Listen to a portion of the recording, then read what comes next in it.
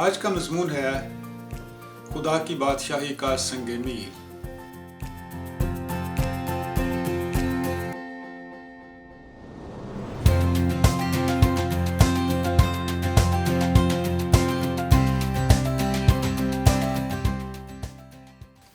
عزیز ناظرین، کتاب مقدس کی تعلیمات پر مبنی پروگرام بھرپور زندگی میں آپ کو خوش آمدید کہتے ہیں۔ یسوع شہر شہر اور گاؤں گاؤں منادی کرتا ہوا اپنے شاگردوں کے ساتھ یروشلم کی طرف جا رہا تھا، اور راستے میں خداوند نے ایک ایسی بات شاگردوں کو بتائی جس سے شاگرد نہایت پریشان ہو گئے۔ ان کو ایک دھچکا لگا۔ آئیں انجیل میں پڑھیں کہ یسوع نے شاگردوں کو کیا کہا۔ لکھا ہے، پھر وہ ان کو تعلیم دینے لگا کہ ضرور ہے کہ ابن آدم بہت دکھ اٹھائے اور بزرگ اور سردار کاہن اور فقیہ اسے رد کریں اور وہ قتل کیا جائے اور 3 دن کے بعد جی اٹھے۔ اور اس نے یہ بات صاف صاف کہی۔ پطرس اسے الگ لے جا کر اسے ملامت کرنے لگا، مگر اس نے مڑ کر اپنے شاگردوں پر نگاہ کر کے پطرس کو ملامت کی اور کہا، اے شیطان، میرے سامنے سے دور ہو، کیونکہ تو خدا کی باتوں کا نہیں بلکہ آدمیوں کی باتوں کا خیال رکھتا ہے۔ پھر اس نے بھیڑ کو اپنے شاگردوں سمیت پاس بلا کر ان سے کہا، اگر کوئی میرے پیچھے آنا چاہے تو اپنی خودی سے انکار کرے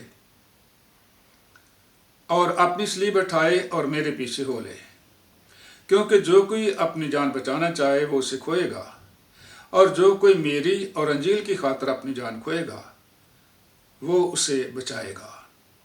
اور آدمی اگر ساری دنیا کو حاصل کرے اور اپنی جان کا نقصان اٹھائے تو اسے کیا فائدہ ہوگا، اور آدمی اپنی جان کے بدلے کیا دے گا؟ شاگردوں نے جب یہ بات سنی تو نہایت پریشان ہوئے۔ وہ نہیں چاہتے تھے کہ ان کا خداوند قتل کیا جائے، لہذا پطرس نے خداوند کو ایک طرف لے جا کر کہا، اے خداوند، آپ کی زندگی ہمیں بہت عزیز ہے۔ اگر یروشلم میں ایسا خطرہ ہے تو ہم یروشلم کو نہ جائیں اور آپ ایسی باتیں نہ کریں۔ لیکن خداوند یسوع نے پطرس کو جھڑکا اور کہا، it is the most important task of my life.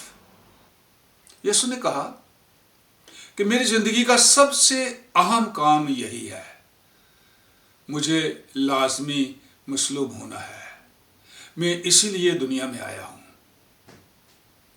مزید یسوع نے کہا، جو کچھ توریت، زبور اور صحائف میں لکھا ہوا ہے مجھے وہ سب پورا کرنا ضرور ہے، اور صحائف میں میرے بارے یہ لکھا ہوا ہے۔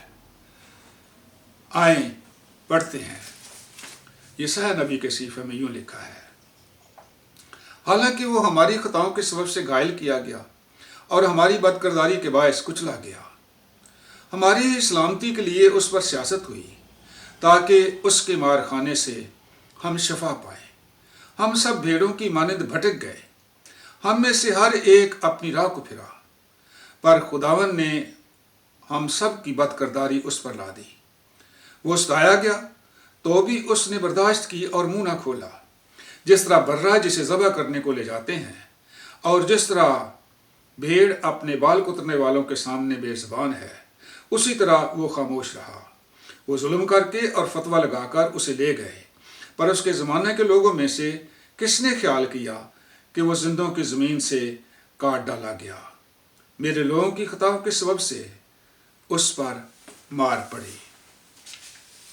خداوند یسوع مسیح اس کے بعد شاگردوں اور عام لوگوں کو اپنے پاس بلاتے ہیں اور ان سے کہا کہ میں یروشلم میں دکھ اٹھانے اور مرنے کے لیے جا رہا ہوں، اور اگر تم میں سے کوئی میرے پیچھے آنا چاہے تو ان کو بھی دکھ اٹھانے اور مرنے کے لیے تیار ہونا ہے۔ یہ بہت بڑا بھید تھا، یہ آسمانی راز تھا۔ خدا کی بادشاہی قائم کرنے کے لیے یسوع کی موت کی کیا اہمیت تھی؟ یسوع کی موت کیوں ضروری تھی؟ آئیں اس بات پر غور کرتے ہیں۔ یسوع کی پیدائش سے 1000 سال سے بھی زیادہ عرصہ گزرا جب اسرائیلی مصر میں فرعون کی غلامی میں تھے، اور خدا نے اسرائیلیوں کو چھڑانے کے لیے مصر پر بہت سی آفتیں بھیجی، اور پھر ایک رات خدا نے آخری آفت بھیجی، اور وہ آفت خدا کے عدل کی تلوار تھی۔ خدا کے عدل کے سامنے سب لوگ برابر ہوتے ہیں۔ خدا کی عدل کی تلوار کے سامنے یہودی اور مصری سب برابر تھے، اور خدا کی عدل کی تلوار سے ہر گھر میں ایک موت واقع ہونی ضرور تھی، اور اس سے بچنے کے لیے صرف ایک ہی طریقہ تھا کہ یہودی لوگ ایمان لائیں کہ خدا قربانی مہیا کرتا ہے، جس طرح خدا نے اسحاق کی جان بچانے کے لیے قربانی مہیا کی تھی۔ اور اس کے لیے یہودی ایک برہ ذبح کریں اور اپنے ایمان کی علامت کے طور پر اس کا خون اپنے گھر کے دروازے پر چوکھٹوں پر لگائیں، اور خون کو دیکھ کر موت اس گھر کے اوپر سے گزر جائے گی اور وہ گھرانہ بچ جائے گا۔ اس رات مصر میں ہر گھر میں یا تو ایک موت واقع ہوئی تھی یا ایک برہ ذبح ہوا تھا۔ خدا کی بادشاہی قائم کرنے کے لیے خدا کے پاس اس کے علاوہ کوئی اور طریقہ نہیں تھا۔ خدا کے عدل کا تقاضا تھا کہ گناہ گار کی عدالت ہو اور گناہ کی سزا ملے، اور گناہ کی سزا موت تھی۔ دنیا میں گناہ بڑھ چکا تھا، اور اس طریقے سے پوری نسل انسانی موت کی سزا کی مستحق تھی۔ لیکن خدا نے دنیا پر رحم کیا، کیونکہ خدا دنیا سے محبت کرتا تھا، اور خدا نے اس دنیا میں مسیح بادشاہ کو بھیجا جو برے کے طور پر اپنی قربانی دے۔ اور مسیح کو بادشاہ بننے سے پہلے خدا کے برے کے طور پر قربان ہونا ضرور تھا، کیونکہ اس کے بغیر دنیا بچ نہیں سکتی تھی۔ جس طریقے سے مصر میں جن گھروں میں برہ ذبح کیا گیا وہ بچ گئے، اور جہاں پر نہیں ذبح کیا گیا وہ ہلاک ہوئے، ان گھروں میں موت ہوئی۔ بالکل اسی طریقے سے مسیح جب تک قربان نہ ہوتا اس وقت تک دنیا موت سے یعنی ابدی ہلاکت سے بچ نہیں سکتی تھی۔ اسی لیے جب یوحنا بپتسمہ دینے والے نے یسوع کو اپنی طرف آتے دیکھا تو کہا، دیکھو یہ خدا کا برہ ہے جو جہان کے گناہ اٹھا لے جاتا ہے۔ یسوع نے اپنے آپ کو خدا کے برہ کے طور پر پیش کر دیا، اپنے آپ کو موت کے حوالے کیا۔ اس نے ہمارے گناہ اپنے اوپر لے لیے، ہمارا متبادل بن گیا، اور ہمارے گناہوں کے سبب سے وہ مارا گیا۔ اس نے خدا کے قہر کا جو ہمارے خلاف تھا برداشت کی، تاکہ جو کوئی یسوع کی قربانی پر ایمان لائے، جو کوئی اس کو تسلیم کرے، وہ ابدی ہلاکت سے بچ جائے۔ یسوع نے اپنے شاگردوں کو یہ صاف صاف بتا دیا تھا کہ وہ یروشلم میں دکھ اٹھائے گا اور موت برداشت کرے گا، اور پھر عام لوگوں کو اور شاگردوں کو یسوع نے پاس بلایا اور ان کو کہا، تم میں سے اگر کوئی میرے پیچھے آنا چاہے تو اس کو بھی میری طرح دکھ برداشت کرنے اور موت کے لیے اور مرنے کے لیے تیار ہونا ہے، اور اگر کوئی اپنی جان بچانا چاہے تو وہ اسے کھوئے گا، اور جو کوئی اپنی جان میری اور انجیل کی خاطر کھوئے گا وہ اسے بچائے گا۔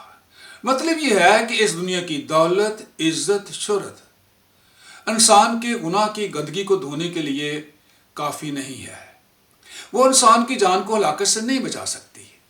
لیکن یسوع کو اپنی زندگی کا بادشاہ ماننے اور اس کی پیروی کرنے اور یسوع کی باتیں بادشاہی کی خوشخبری کے اصول سیکھنے اور اس پر عمل کرنے سے انسان اپنی زندگی بچا سکتا ہے۔ اس لیے یسوع نے کہا جو کوئی میری خاطر اپنی جان کھوئے گا وہ اسے بچائے گا، اور اگر کوئی اپنی دولت پر، عزت شہرت پر بھروسہ رکھتا ہے تو وہ بھول میں ہے، وہ نقصان اٹھائے گا۔ اس لیے یسوع نے کہا اگر کوئی آدمی ساری دنیا کو حاصل کرے اور اپنی جان کا نقصان اٹھائے تو اسے کیا فائدہ ہوگا؟ اسے کچھ فائدہ نہیں ہوگا۔ ویڈیو دیکھنے کے لیے شکریہ۔ God bless you.